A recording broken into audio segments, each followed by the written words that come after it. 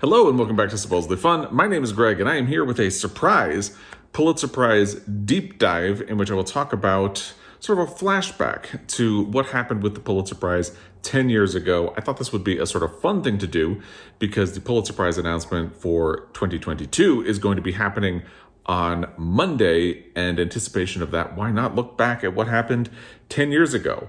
I've been a little reluctant to talk about recent Pulitzer Prize winners for fiction, even though the recent winners are the ones that I have read the most of.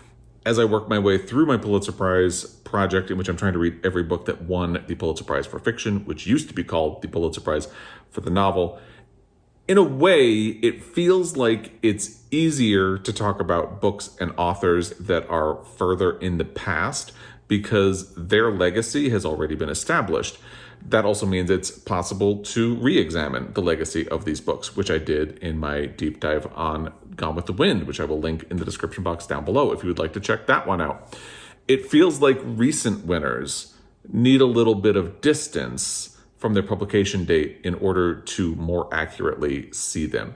I do want to call out that this was inspired by another person with a YouTube channel, Kieran Reader. I'll put a link to her channel down below. She commented on a recent video of mine when I was talking about the great American novel to suggest Train Dreams by Denis Johnson. And that really got me thinking about how to discuss new winners. And it made me want to do this video because it occurred to me that Denis Johnson was a finalist for the Pulitzer Prize in 2012 and that we were hitting the 10-year anniversary of that.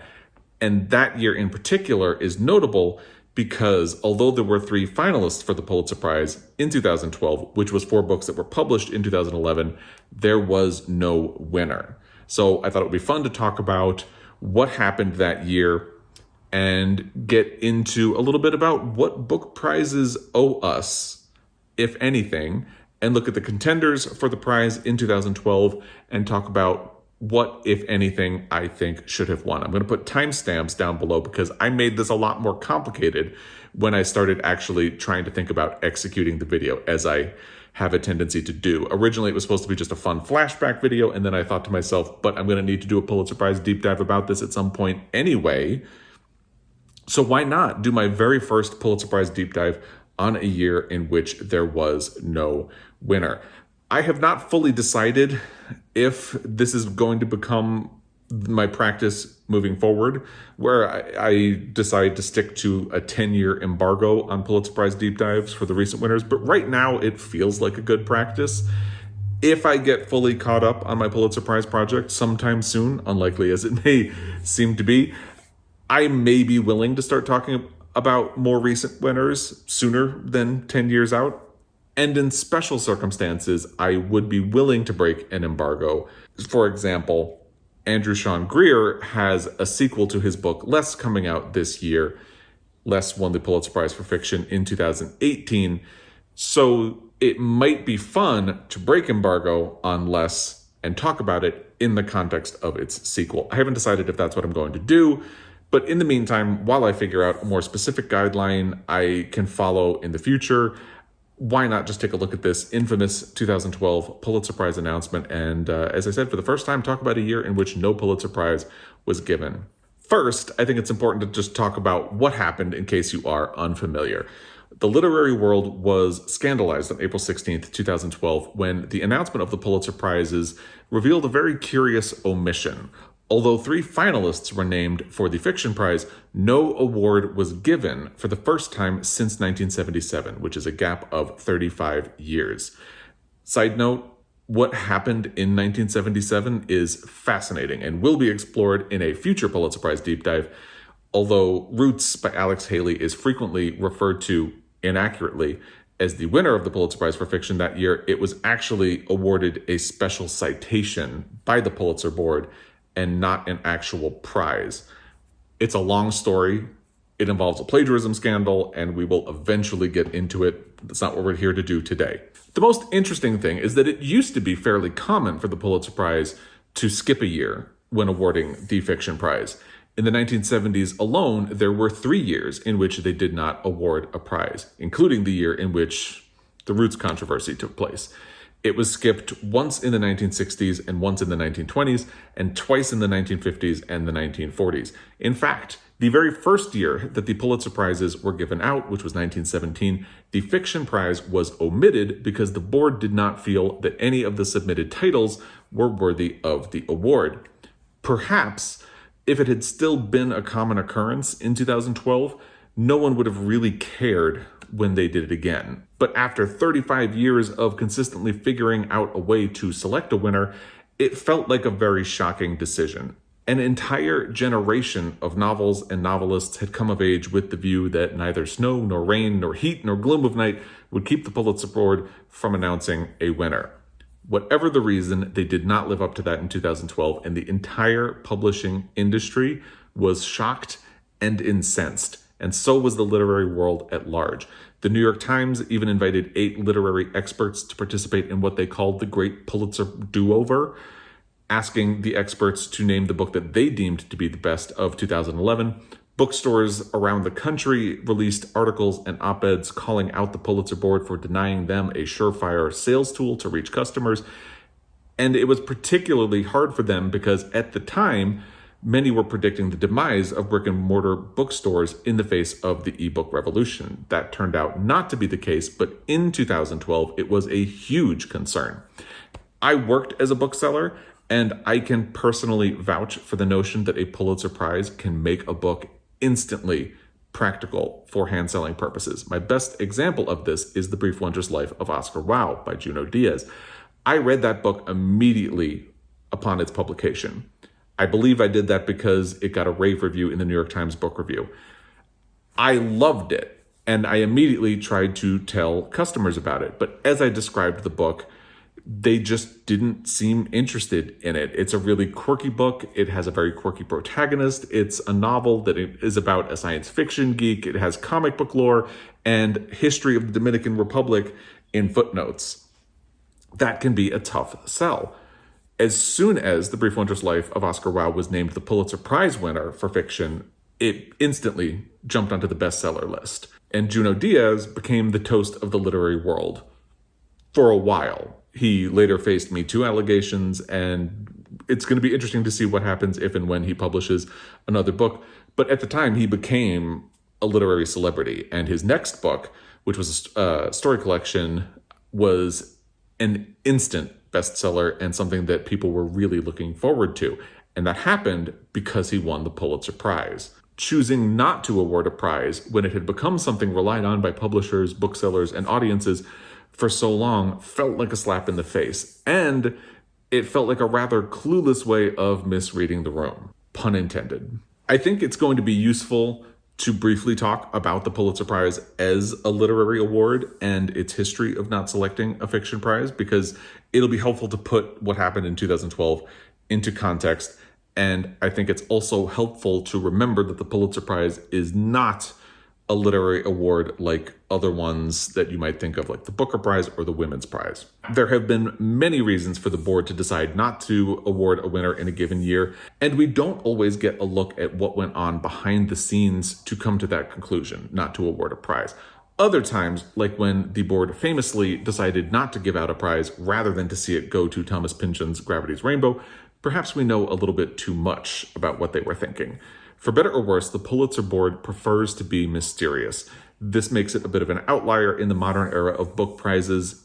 They prefer to keep their decision-making behind closed doors, and they do not announce finalists in advance. There is an argument that could be made here that the Pulitzer is beholden to an antiquated process when most other major literary awards have embraced the type of awards rollout that favors a social media landscape or engagement with their audience. But when you get down to it, there's no right or wrong way to administer a book prize. I, for one, find the Pulitzer's old school mystery process to be a bit refreshing, but it can absolutely be frustrating. And what happened in 2012 is a perfect case in point for what can be frustrating about it. And here's another important thing to remember. The Pulitzer is already unlike most major literary awards because, unlike them, it is not specifically a prize dedicated to literature. The Pulitzer Prize has 22 different categories that they award every year, and only 5 of them specifically relate to books, with an additional 2 categories for drama and music, which may or may not have a book component attached to them. It is first and foremost an award for journalism. The only comparable major literary prize is the Nobel Prize for Literature, which is awarded by the Royal Swedish Academy of Sciences, in addition to prizes in physics, chemistry, physiology or medicine, economics, and peace. The primary reason the Pulitzer Prizes are structured the way they are is to make awarding this many prizes across so many different categories manageable. Other literary prizes have evolved in recent years to embrace fanfare from audiences. Prizes like the Booker Prize, the Women's Prize, and the National Book Award thrive on engagement with people who participate in the process as they move along to announce a winner. They announce a long list to great fanfare before narrowing that down to a short list and eventually a winner. Members of the jury and the nominated authors participate in interviews and events leading up to the announcement of the winner. Fans who follow along with the prizes get to react to each stage of the competition. They get to speculate as to what will happen next, and they get to publicly root for their favorite. Without this process, it's difficult to have the same level of excitement for the Pulitzer Prize.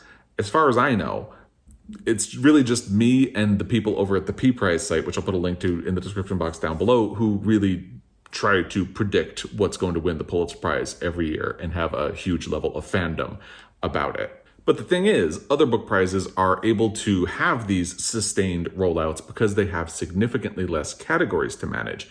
In fact, most prizes, like the Booker or the Women's Prize, only have one category. The National Book Award has multiple categories, but they're all book related and there are a small amount of them.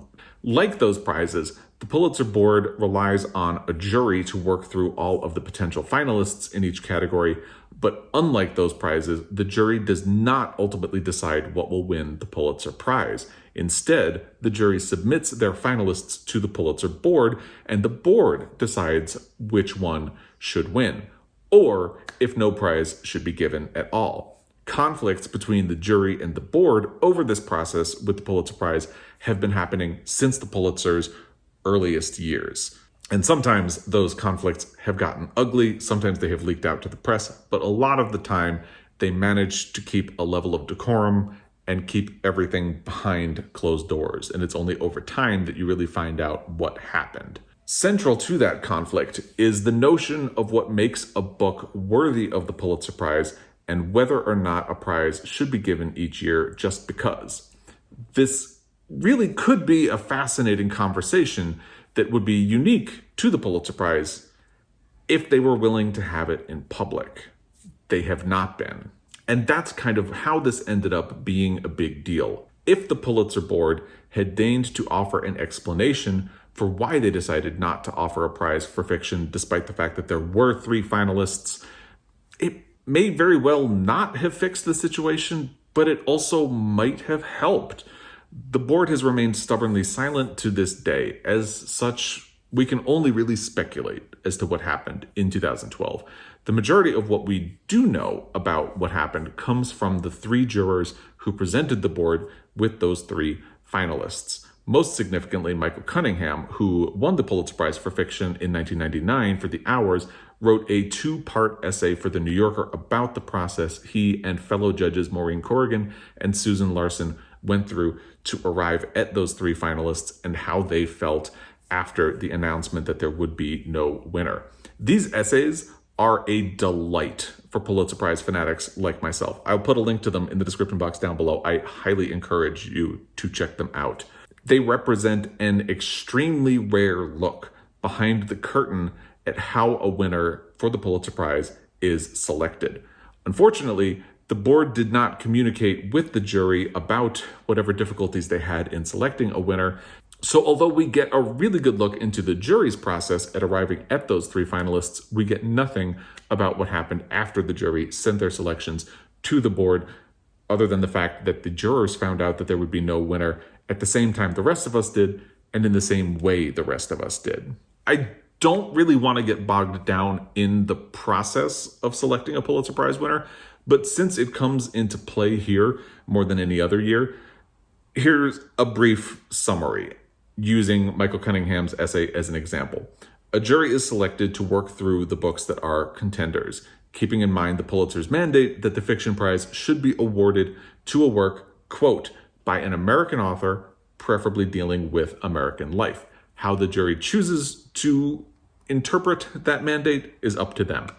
According to Michael Cunningham, this consisted of roughly 300 books that were sent to the jurors in increments of 30 at a time. Throughout the year, the jurors remained in communication with each other to build a sort of running list of books that they considered to be contenders. At the end, they sometimes painfully cut this down to the 3 books that they thought best represented the Pulitzer Prize and the literary output of 2011. Those 3 titles were then submitted to the board. I have heard that the jury is allowed to rank the finalists that they suggest or make a specific recommendation as to what they think should win the prize to the board. But according to Cunningham, he and the other jurors were not allowed to make a case for a specific title. There may have been a change in the rules about making specific recommendations at some point, because in the past, that has been a point of contention between the jury and the board. I did a Pulitzer deep dive on Lonesome Dove, which I will link down below as well. And that year is significant because the Pulitzer jury recommended a different book by Russell Banks for the prize, but the board decided that a different finalist, Lonesome Dove, was more worthy of the prize and more fitting with the Pulitzer's mandate. The rules do state that the board may ask the jury to present a 4th option if they are unsatisfied with the finalists, but according to Cunningham, no such request was made of him or the other jurors. And just as a side note, I have also heard speculation that sometimes a fiction jury will kind of stack the deck in order to ensure that the book they want to win will be selected by the board. This theory is that the jury will put 2 books that are sort of ringers, like obscure titles or books that could only really be described as long shots on the ballot, so the majority of the board's votes will swing to the book that they would like to win. As far as I'm aware, no juror has ever publicly admitted to doing this, so I can't point to a specific example without guessing, and I don't want to guess. It also seems very unlikely that this would have been the case in 2012 because everything Cunningham describes about their process and the 3 books that they selected as finalists indicates that the jury was not thinking about gaming the system at all. In an article about what happened, the Christian Science Monitor says that no prize is given if a work fails to get a majority of votes from the 20-person Pulitzer board. They list this as the reason that no award was given in 2012, but it's unclear if this is a conclusion they came to based on reporting or interviews that they did, or if that's just what they saw on the Pulitzer's plan of award, which is on their website and is also quoted on their FAQ page, because that's what the rules technically say. The Christian Science Monitor also refers to speculation that the finalists were, quote, more unusual choices than in years past. That would seem to point to the idea that the board didn't like the finalists that they were provided with and therefore were not too keen to see any of them win the prize. That seems to be more likely because, being honest, it does not seem that it would have been too difficult for the board to keep discussing the titles until they reached a consensus, or at least a majority opinion that centered around one of the 3 finalists. I mean, what if the College of Cardinals went into conclave to select a new pope and then just threw their hands up like, oh, well, we couldn't reach a conclusion when the first vote that they held did not yield a winner for who would be selected as the new pope? That's a rather extreme example. It's just to say that the reality of the situation is that the board would only really be deadlocked if they decided to remain deadlocked. It seems reasonable to assume that they would have selected a winner if they had actually wanted to do so. And the fact that the board was okay with allowing the deadlock to stand, it was ultimately proven to be a woefully out-of-touch way of thinking about how the modern prize system works. I can't say that people were not outraged any of the other times a Pulitzer Prize for fiction was not given, but at least there was precedent that was on the board's side in which they hadn't given prizes in other years. The board lost that claim to precedent when they managed to name a winner for 35 consecutive years. All of which begs the question, do book prizes owe us a winner every year? Some people think they don't. Author Lev Grossman wrote an essay for Time in which he defended the decision not to award a prize by making the case that not every year is going to yield a novel that deserves literary recognition. I'll link his article in the description box down below if you would like to check it out.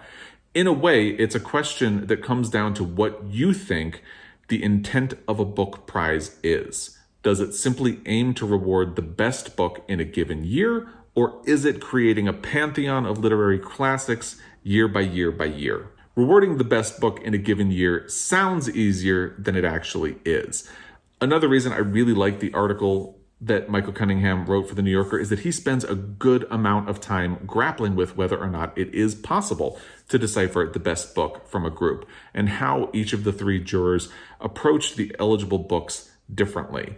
Each juror had a very different set of criteria in how they approached their reading, and those approaches had to be reconciled among the three of them in order to agree on three finalists. At the end of the day, calling something the best book in a given year is something of a farce. A single year may have multiple titles that are worthy of being called great, and it may yield a bunch of good books that probably won't stand up to tried and true classics. Never mind that there are multiple ways of defining what is great or why. As Cunningham put it, quote, "Jury members are not just selecting their favorite books. They're trying to stare down their personal biases to let the books speak as themselves and not as the books the jurors generally tend to prefer," end quote. Furthermore, the definition of greatness is ever evolving. Consider The Great Gatsby, which is today acknowledged by many to be the foremost example of the elusive great American novel.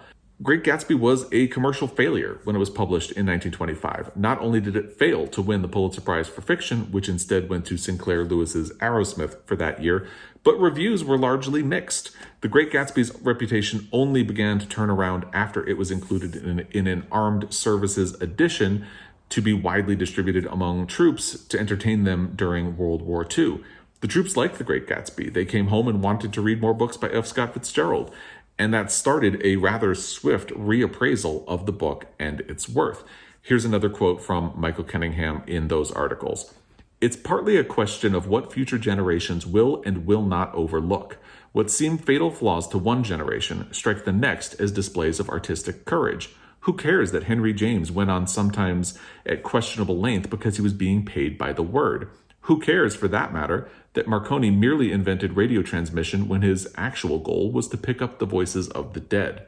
End quote. Which is a perfect argument for why it's similarly difficult to approach a book prize as if it is affirming the literary canon in real time.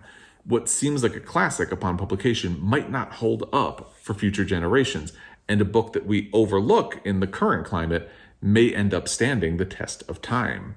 Unlike most other book awards, the Pulitzer has been obsessed with the notion of long-time literary merit since its inception. The Pulitzer board is uniquely focused on maintaining literary street cred. If a book wins a Pulitzer Prize for fiction, the board wants that to really mean something. While members of the board are ever-changing, Cunningham mentions that board members turn over every 3 years. The mission statement has remained consistent for over a century. The Pulitzer Prize is trying to recognize literary classics in real time. But as anyone who follows the Pulitzer Prize for Fiction can attest, they have not always met this criteria.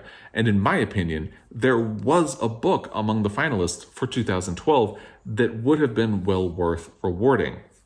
Regardless, given the reaction to 2012's failure to provide a winner, I think it's safe to say that it won't be happening again anytime soon, if ever. I think the board knows now that people really expect a winner and will not be happy if there is not one. So with all that having been said, let's get around to talking about the 3 books that were named as finalists for the prize. Another thing I really love about the articles from Michael Cunningham is that he rather willingly confronts the flaws that he and other jurors found with the 3 finalists they submitted to the board. Most prize juries would never acknowledge that there could be flaws in the books that they selected. He also alludes to some of the books that did not make the cut, and honestly, I am going to spend the rest of my life speculating as to which 2011 candidate he was referring to when he said, quote, "A ravishingly beautiful original novel went down when one of us pointed out that lovely as the book was, Toni Morrison had already told a version of that particular story to a similarly powerful effect in a single chapter of Beloved, end quote. I really want to know what book he was talking about. Perhaps the messiest finalist, as Cunningham describes it, was also the biggest underdog, Karen Russell's debut novel, Swamplandia. Russell had previously published a story collection, St. Lucy's Home for Girls Raised by Wolves, and was only 30 years old when Swamplandia was released. Here is how Cunningham describes it. Karen Russell's Swamplandia was a first novel, and like many first novels, it contained among its wonders certain narrative miscalculations, the occasional over-reliance on endearingly quirky characters, certain scenes that should have been subtler. Was a Pulitzer a slightly excessive response to a fledgling effort? However, it seemed very much like the initial appearance of an important writer, and its wonders were wonderful indeed.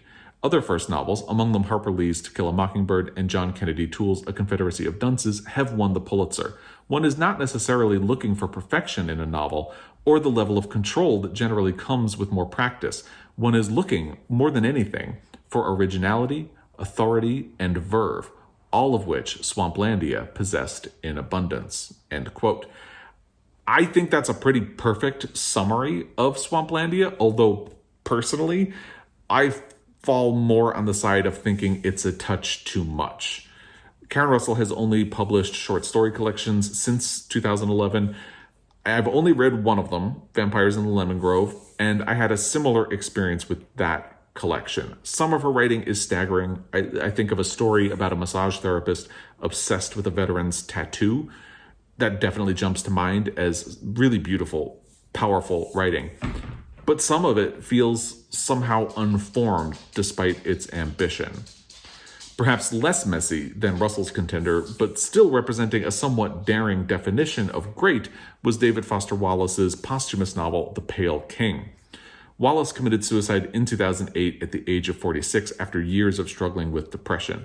He left behind the manuscript for The Pale King, which he had been working on for over a decade.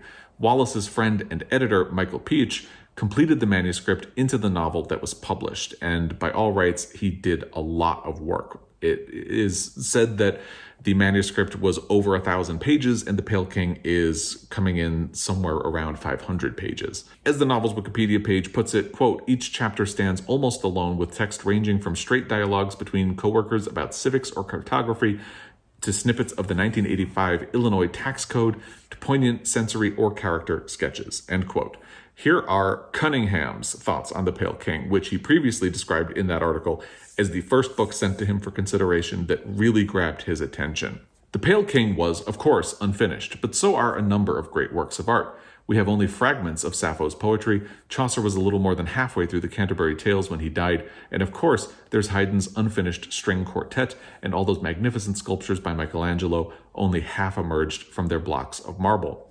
It seemed, too, that a Pulitzer for The Pale King would be, by implication, an acknowledgement not only of Wallace, but also of Michael Peach, the editor.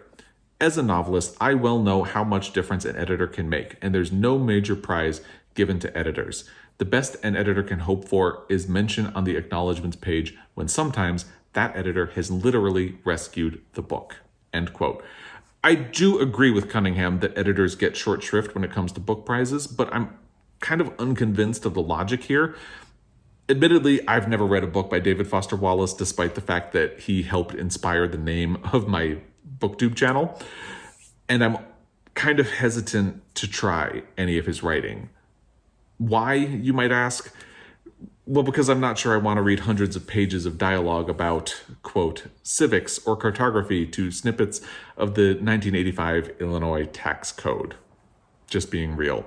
You can probably guess then that the last finalist I'm going to talk about is the one that I consider to be the real deal. Denis Johnson's precise novella, Train Dreams. The Wikipedia summary for this book captures it pretty perfectly. Quote, the novella details the life of Robert Grenier, an American railroad laborer who lives a life of hermitage until he marries and has a daughter, only to lose both wife and child in a forest fire and sink into isolation again. At only 116 pages, it is the definition of spare, elegant, and it's an economical piece of writing. There's a booktuber who frequently describes things as a short, sharp shock, and I think that perfectly sums this book up. Cunningham speaks the least about this book when discussing the finalists, but he also speaks about it the most reverently, saying, quote, Denis Johnson's Train Dreams had been written 10 years earlier and been published as a long short story in the Paris Review. It was, however, magnificently written, stylistically innovative, and in its exhilarating, magical depiction of ordinary life in the much romanticized Wild West, a profoundly American book. Now, not for nothing, that's a pretty perfect encapsulation of what the Pulitzer Prize's mandate is in awarding fiction. It is honestly shocking to me that they didn't gravitate toward this book among the finalists. And when I say they, I am referring to the Pulitzer board specifically. After consulting with the Pulitzer administrator for that year, it was determined that Train Dreams was in fact eligible for the prize because it had been published as a novel for the first time during the qualifying time period. That itself is not without precedent. Story collections by authors like John Cheever and Gene Stafford, which consisted of works previously published but put together in one collection for the first time, have a long-standing tradition of being honored with the Pulitzer Prize for fiction. Or at least they did back when the prize more frequently awarded short story collections. So now that we've talked about the finalists, let's talk about some other books that were released in 2011, because again, the Pulitzer Prize is awarded the year after the eligibility period. So when you talk about the 2012 Pulitzer Prize, you need to look at books that were published in 2011. The literary sensation of 2011 was probably without a doubt Teju Obreht's debut novel, The Tiger's Wife, which won the Women's Prize. Being honest, and just really blunt about it, I made it halfway through that book before I decided to DNF it. It would not be a contender for me. Close behind Obreht in terms of literary sensations of 2011 would be another debut novel, Chad Harbach's The Art of Fielding, which is a sprawling novel about baseball, college, Americana, Herman Melville, and the intersection between skill, opportunity, and performance. It has a lot of fascinating things to say, but to me, it also has some pretty deep flaws. So again, it would not be a contender for me. Patrick DeWitt's The Sisters Brothers, Teju Cole's Open City, and Julie Otsuka's The Buddha in the Attic could each make a compelling case for the Pulitzer, but none of them would make my personal shortlist. The Buddha in the Attic, which is a novella about Japanese picture brides immigrating to the United States, would come the closest for me. I have not yet read Eleanor Henderson's 10,000 Saints, but it has been on my to-read list since it was named one of the New York Times Book Review's top 10 books of the year. I can't speak to its merit without having read it, but it is described as a coming-of-age novel with an aura of punk nostalgia set during the emergence of the AIDS epidemic. And I mean, that grabs my attention so hard. There was also a best-selling book published by a previous Pulitzer Prize winner, The Marriage Plot by Jeffrey Eugenides, but again, being super blunt, I am not a fan of this book at all. The big contender overlooked by the Pulitzer jury, to me, was Jesmyn Ward's Salvage the Bones. Ward did win the National Book Award for fiction for this book, which may be why it was left off the jury's shortlist. Or maybe it's the book that Cunningham was alluding to when he said that Toni Morrison had told the story better in a single chapter of Beloved. Who knows? I'm just spitballing right here.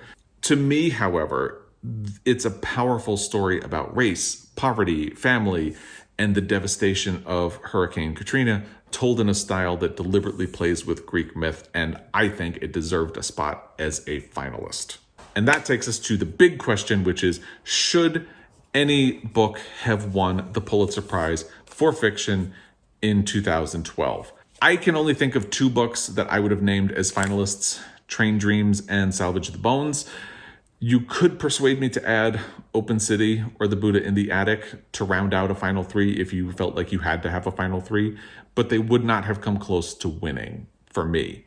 Perhaps the most staggering and honestly infuriating thing about this whole situation, in which there were three finalists but no prize given in 2012, was that Train Dreams was a finalist for the Pulitzer Prize for fiction. It perfectly fit the mandate for the prize, and I think it deserved to win. It was literally right there, and the board decided not to recognize it. And unfortunately, Denis Johnson passed away in 2017, so there will not be another chance to recognize him with a Pulitzer Prize for fiction. If you are unfamiliar, Denis Johnson wrote a fantastic short story collection called Jesus' Son. He also, I believe, won a National Book Award for his novel Tree of Smoke, and he was a fantastic writer. It's a shame. Justice for Train Dreams. But I would love to hear what you think of the situation in 2012 with the Pulitzer Prize, what you think should have won, if anything. Are you a diehard for Train Dreams like me? Is there another book that you would have named instead? Do you think it is perfectly acceptable for a book award to take a year off and say that nothing was good enough in that particular year? Let me know what you think in the comment section down below. As always, I really appreciate your time, and I look forward to doing another Pulitzer Prize deep dive. I look forward to reacting to the Pulitzer Prize winner for 2022 next week. And until then, happy reading.